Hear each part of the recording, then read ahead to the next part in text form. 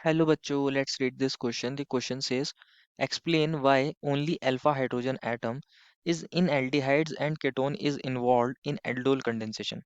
बच्चों इस क्वेश्चन में पूछा गया है कि एल्डोल कंडेंसेशन में चाहे वो एल्डिहाइड की हो या फिर केटोन की हो तो उसमें अल्फा हाइड्रोजन एटम ही क्यों इन्वॉल्व होता है, तो हमें ये बताना है। तो फर्स्ट ऑफ ऑल बात करते हैं इस क्वेश्चन के की कॉन्सेप्ट के बारे में। किसके बारे में बच्चों? इस क्वेश्चन के की कॉन्सेप्ट के बारे में। और इस क्वेश्चन का की कॉन्सेप्ट क्या होगा बच्चों? Aldol condensation reaction. क्या होगा बच्चों इस क्वेश्चन का की कॉन्सेप्ट? इस क्वेश्चन का की कॉन्सेप्ट होगा एल्डोल कंडेंसेशन रिएक्शन। तो समझते हैं एल्डोल कंडेंसेशन रिएक्शन को, देन समझेंगे कि इसके अंदर अल्फा हाइड्रोजन ही हमारे पास क्यों हमारे इन्वॉल्व होते हैं एल्डोल कंडेंसेशन में। तो एल्डोल कंडेंसेशन बेसिकली होता क्या है? हमारे पास वो एल्डिहाइड्स या कीटोन जिनके पास क्या होता है? अल्फा हाइड्रोजन होता है। हमारे पास बच्चों एल्डिहाइड एल्डिहाइड या फिर कीटोन, एल्डिहाइड या फिर कीटोन जिनके पास क्या होना चाहिए? With alpha H, with alpha H क्या करते हैं बच्चों? कन्वर्ट होते हैं जब आप उनको बेसिक बेस से ट्रीट कराते हो एच नेगेटिव से, इसके अंदर कन्वर्ट हो जाते हैं हमारे पास बीटा हाइड्रोक्सी एल्डिहाइड के अंदर। अगर आपने एल्डिहाइड लिया था तो बीटा हाइड्रोक्सी एल्डिहाइड में कन्वर्ट हो जाते हैं। और अगर आपने कीटोन लिया था तो बीटा हाइड्रोक्सी कीटोन के अंदर कन्वर्ट हो जाते हैं। यहाँ तक की रिएक्शन को बोलते हैं बच्चों क्या? यहाँ तक की रिएक्शन को बोलते हैं एल्डोल रिएक्शन। क्या बोलते हैं? Aldol reaction. और अगर आप फर्दर क्या करते हो, इनको इनका कंडेंसेशन करते हो, यहाँ से वाटर का लॉस हो जाता है, तो ये देते हैं बच्चों क्या? Alpha beta unsaturated compounds.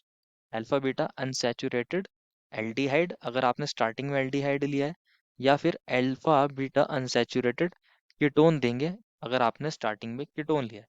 तो यहाँ तक की पूरी रिएक्शन को बोलते हैं एल्डोल कंडेंसेशन रिएक्शन। तो आप ऐसे बोल सकते हो, एल्डिहाइड्स और ketones having alpha hydrogen when treated with alkali base gives alpha beta unsaturated aldehyde or ketone on condensation. This reaction is known as aldol condensation reaction.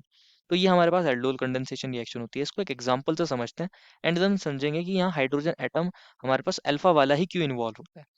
For an example, अगर हम एक एल्डिहाइड ले रहे हैं are, और मान लीजिए हम इसको एक एल्डिहाइड ले लेते हैं। यहाँ पर एक एग्जांपल ले रहे हैं C H three C H three में एक हाइड्रोजन इस तरीके से दिखाया है C H two C double bond हो, एक एल्डिहाइड का एग्जाम्पल लेकर चलना है। एग्जाम्पल तो क्या होता है बच्चों?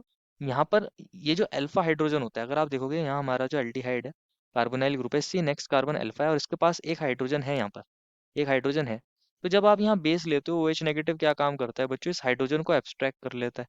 और जब ये इसको एब्स्ट्रैक्ट करते हैं तो इलेक्ट्रॉन इसके ऊपर आते हैं, ये इसके ऊपर आते हैं तो यहाँ पर सी एच टू नेगेटिव बन जाता है। और ये सी डबल बॉन्ड ओ, इसने अल्फा हाइड्रोजन को ही क्यों एब्स्ट्रैक्ट करा है? क्योंकि ये जो अल्फा हाइड्रोजन होता है बच्चों, ये एसिडिक होता है।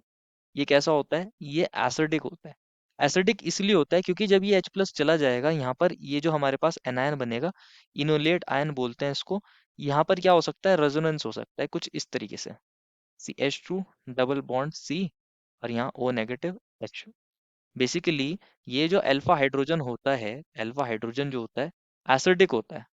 एसिडिक इसलिए होता है क्योंकि जो यहाँ पर कॉन्जुगेट हमारे पास बेस बना है, जब एक एसिड ने H प्लस लूज कर दिया तो जिसने नेगेटिवली चार्ज आयन बनाया, ये जो कॉन्जुगेट बेस बना है, ये हमारे पास रेजोनेंस स्टेबलाइज है। ये जो कॉन्जुगेट बेस बना है, ये कैसा है बच्चों? ये रेजोनेंस स्टेबलाइज है। और रेजोनेंस स्टेबलाइज होने की वजह से ये कॉन्जुगेट बेस इजीली फॉर्म हो सकता है, इसलिए हमारा अल्फा हाइड्रोजन एसिडिक है। अब ये अल्फा हाइड्रोजन यहाँ से चला गया, नेगेटिवली चार्ज आयन बन गया।